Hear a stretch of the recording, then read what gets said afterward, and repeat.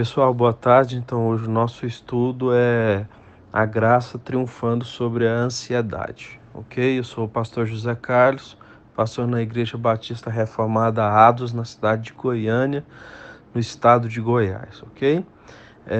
No primeiro momento, então, eu queria dizer que a ansiedade ela é considerada pelos médicos da área, os psicólogos e os psiquiatras, como a doença mais perigosa do século ao qual nós estamos. A OMS, a Organização Mundial de Saúde, estima que mais de 50% das pessoas que passam pelos hospitais são vítimas de ansiedade, né? Muitos chegam a hospitais achando que estão tendo algum outro problema, mas estão tendo um ataque de ansiedade.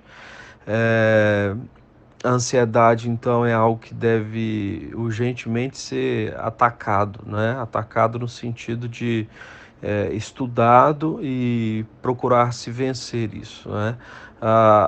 É uma doença democrática, a ansiedade ela atinge todas as idades, crianças sofrem e estão sofrendo com ansiedade, adolescentes nem se falam, então, né? Estão enfrentando ansiedade, os jovens também sofrendo ansiedade. Quando são crianças, sofrem por ansiedade, é, por muitas vezes não conseguirem se desenvolver nas matérias, quando são adolescentes, por não conseguirem encontrar a sua turma, o seu grupo, quando são jovens, a dificuldade em passar no vestibular, arrumar um trabalho e por aí vai. Então, todas as idades, né? Até mesmo os idosos sofrem de ansiedade, ao medo da solidão, o medo de doenças e coisas nesse sentido. Então, nós precisamos entender que a ansiedade é algo real e que deve ser atacada, então, como disse. Bom, então, quais são as causas da ansiedade que nós podemos elencar? Usando Paulo, então, né, nós queremos elencar algumas causas da ansiedade. Paulo escrevendo para a igreja de Filipe, então, né, ele fala sobre ansiedade e fala que ela é resultado de nós olharmos para os problemas ao invés de olharmos para Deus. Ali os crentes ali de Filipe não estavam vivendo num paraíso. Eles viviam num mundo, né, cercado de perigos. Eles estavam enfrentando, de fato, perseguições, como diz ali no capítulo 1, ali no verso 28 de Filipenses, né? Eles corriam risco, de fato, de perder bens materiais, liberdade. E Paulo estava em uma prisão quando ele escreveu essa carta para eles, nós sabemos disso. Ele estava ante a sala da guilhotina romana, né? Ele estava com os pés na sepultura, as nuvens acima de sua cabeça eram tenebrosas. Então, quando nós olhamos para as circunstâncias à nossa volta, ao invés de nós olharmos para Deus que governa as circunstâncias, nós ficamos ansiosos, assim como os espias de Israel que voltaram com medo, dizendo: nós somos como gafanhotos perto daqueles homens gigantes que estão lá. Então, quando nós removemos os nossos olhos de Deus e colocamos nas circunstâncias, nos tornamos como o apóstolo Pedro, quando foi andar sobre as águas e começou então a afundar. Geazi, por exemplo, servo de Eliseu, olhou para o perigo e foi lá pegar um dinheiro que não era uma provisão de Deus e ficou leproso, né? Com medo de faltar coisas, ele foi lá e pegou provisão lá de Amã, mas que não era de Deus. A ansiedade também é resultado de quebra de relacionamentos. Então, as pessoas, né, elas fazem outras sofrerem por diversas circunstâncias. Nós, de forma geral, estamos sempre sendo desapontados, né? Ali no capítulo 2 da carta aos Filipenses, Paulo, ele vai falar sobre pessoas que têm a capacidade de roubar a nossa alegria, né? Existem muitas pessoas que estão ansiosas e deprimidas por causa de relacionamentos quebrados, amargura, mágoa, coração ainda com ferida aberta. Então há muitas pessoas prisioneiras da amargura, falta de perdão. Ansiedade também é resultado de uma exagerada preocupação com coisas e bens materiais. Paulo diz que algumas pessoas elas vivem ansiosas porque elas só se preocupam com as coisas materiais. Está lá em Filipenses 3,19. Essas pessoas fazem do dinheiro seu Deus. Elas não confiam em Deus, mas elas confiam no dinheiro, né? E nós vivemos numa sociedade materialista. O dinheiro tornou-se sim o Deus dessa geração. As pessoas compram o que não precisa com dinheiro que não tem, a gente já sabe, né? Então, por exemplo, na década de 50, nós consumíamos 5 vezes menos que hoje.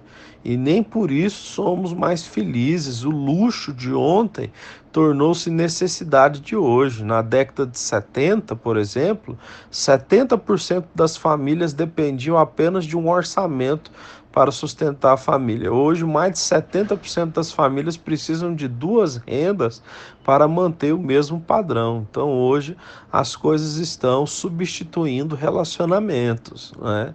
As pessoas querem coisas para substituir relacionamentos, estão sacrificando, né, coisas primordiais no altar, né, da urgência de coisas materiais, né? A ansiedade, então, em sua manifestação, ela tem, por exemplo, dois aspectos. Em relação ao passado, há pessoas que estão ansiosas porque elas não resolveram problemas, né, como divergências, traumas, brigas com outras pessoas. Paulo vai falar sobre isso em Filipenses 3, ali no versículo 13, né, sobre problemas, então, que não foram resolvidos com relação a coisas antigas, né? E problemas relacionados ao futuro também, não é? Porque é o medo do futuro, o medo de ficar sozinho, de ficar solteiro e coisas nesse sentido também.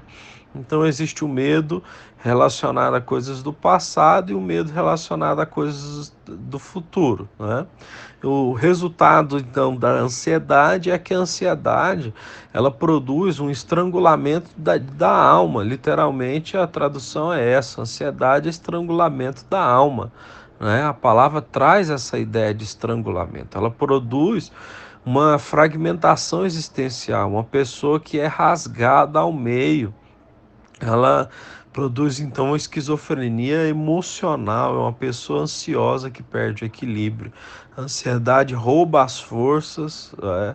A ansiedade também é uma voz eloquente da incredulidade. O apóstolo diz: não andeis ansiosos por coisa alguma. A ansiedade é uma desobediência, então, aos mandamentos divinos. E nós devemos tratar então a ansiedade como um pecado. Nós sabemos que existem doenças derivadas da ansiedade, que precisam de tratamento médico, mas a ansiedade também tem o seu aspecto pecaminoso e nós não devemos nos esquecer disso. A ansiedade é perder a confiança de que Deus está no controle. A ansiedade ocupa o nosso coração quando nós tiramos então os olhos do nosso Deus, né? Nós devemos, então, ao contrário dos espias que eu citei a princípio, sermos como Josué e Caleb, colocar os nossos olhos no Senhor para triunfarmos sobre povos que parecem maior. A ansiedade também é inútil, como o nosso Senhor Jesus Cristo nos alertou em Mateus 6, né? Onde ele disse, abre aspas, qual de vós, por ansioso que esteja, pode acrescentar um dia à vossa própria vida, fecha aspas, né? Verso de número 27. Então, nós não podemos acrescentar nada à nossa vida por causa da ansiedade. Pedro diz que nós devemos lançar toda a nossa ansiedade aos pés do Senhor. 1 Pedro 5, no verso 7, diz isso. A ansiedade ela é incompatível com a fé cristã. O próprio Senhor Jesus disse: por que vos inquieteis com o que vão comer ou beber ou com o que vestir? porque quem se preocupa com essas coisas são gentios, mas estas coisas será dada a vocês pelo Pai Celestial, que sabe do que vocês necessitam. Então busquem em primeiro lugar o reino de Deus e a sua justiça, e as demais coisas serão acrescentadas, no famoso Sermão do Monte, em Mateus 6, 31 a 33. A ansiedade não combina com aqueles que conhecem a Deus, né? A preocupação é incompatível com o bom senso. Jesus ainda também nos adverte: por que vocês se inquietam com o dia de amanhã? Pois o amanhã trará os seus próprios cuidados. Basta a cada dia o seu próprio mal. Então, só lembrando, eu estou falando sobre ansiedade, eu não estou falando sobre pessoas que têm transtorno de ansiedade generalizada, síndrome do pânico ou alguma doença, né, que foi diagnosticada pelos médicos. Existem pessoas que têm doenças que fazem parte de doenças biológicas, hormonais e coisas nesse sentido. Estamos falando então da ansiedade ao qual devemos combater ela, né? Então, o remédio para a ansiedade ao qual nós estamos falando é que a ansiedade, fica claro para nós então aqui, que é o oposto da vontade de Deus, né? Um cristão ansioso é uma contradição, né? Deus não apenas dá a ordem para a gente não andar ansioso, mas oferece a solução, né? Nós não devemos entender que Deus é maior do que nós devemos entender que Deus é maior que os nossos problemas. Essa é a primeira solução. A nossa vida está nas mãos daquele que governa o universo. Entender a soberania de Deus é o primeiro ponto, é o primeiro remédio na cura contra a ansiedade. A nossa vida não está solta, sendo jogada de um lado para o outro pelas circunstâncias. O Deus que está no trono governa a nossa vida. Ele é maior do que os nossos problemas estão debaixo dos pés do Senhor. O Senhor Deus é maravilhoso. Enquanto os discípulos, por exemplo, estavam angustiados ali, enfrentando aquela tempestade, Jesus, ele aparecia andando sobre o mar e dizendo que eles não deveriam temer. Jesus literalmente, então, está com os pés em cima daquilo que eles têm medo, né? Em segundo lugar, a medicina de Deus deve ser usada de acordo com a devida prescrição. Paulo vai nos ensinar a orar corretamente. Ele fala então sobre a oração de 3 tipos. A adoração, ali no verso 7 do capítulo 4 de Filipenses, né? A adoração, petição e ações de graça. Então, a oração pode fazer por nós o que a ansiedade não pode fazer. Paulo diz que devemos aprender a adorar a Deus. A oração é fundamentalmente intimidade com Deus, é estar em comunhão com o Rei do Universo. Nós adoramos a Deus por quem Deus é. Em vez de ficarmos ansiosos, devemos contemplar a majestade de Deus e descansar nos seus braços. Se Deus é quem é, e se Ele é o nosso Pai, podemos descansar então na sua presença. Em segundo lugar, Paulo diz que podemos trazer a Deus os nossos pedidos. Ele é o nosso Pai amoroso, Ele cuida de nós, Ele sabe o que nós precisamos. Dele procede todo dom perfeito sem variação. Oração e ansiedade são excludentes, né? Não andam juntos. Se você não ora por todas as coisas, você estará ansioso pela maioria delas. A oração é medicina de Deus. Em terceiro lugar, Paulo vai dizer que podemos agradecer a Deus pelo que já temos recebido, não é? Se nós formos dar uma olhada no Salmo 116, verso 7, nós vemos um agradecimento, por exemplo. Deus desbarata os nossos inimigos, nós podemos louvar a Ele por isso, como 2 Crônicas 20, verso 21. Também Paulo nos ensina no verso 8 que devemos aprender a pensar corretamente, no verso 8 de Filipenses 4, né? Assim como você pensa, assim você então será. Você é produto dos seus pensamentos. A luta, ela vai ser ganha ou perdida na mente. Se você armazena coisas boas na sua mente, você há de vencer, mas se você entulha só coisas negativas, sua vida não prosperará. Então ele nos ensina a pensar em tudo que é bom, louvável, agradável a Deus, digno de glória ao Senhor, né? E precisamos aprender a agir corretamente no verso número 9. Ser cristão não é apenas conhecimento, é sobretudo vida. Conhecimento sem prática não fará ninguém uma pessoa melhor do que os demônios, que creem, mas estremecem e não obedecem. Devemos desfrutar então dessa cura que provém do Senhor, a cura da ansiedade. A cura é o resultado do uso correto do remédio de Deus, que é a sua palavra. E a paz de Deus, Paulo vai dizer que a paz de Deus, que excede todo entendimento, ela vem sobre nós então como um remédio espiritual. Então, ela é substituto da ansiedade. O mesmo coração que estava cheio de ansiedade, depois da oração, do pensamento correto, da prática, ele se torna cheio de paz. Então, temos também a paz de Deus, um sentimento certo, vindo do Senhor que é onipotente. A paz que recebemos é uma paz que é celestial, não terrena. É uma paz que vem de Deus, é uma paz que não vem do mundo. É uma paz maior do que a paz que pode ser manipulada pela mão dos homens, né?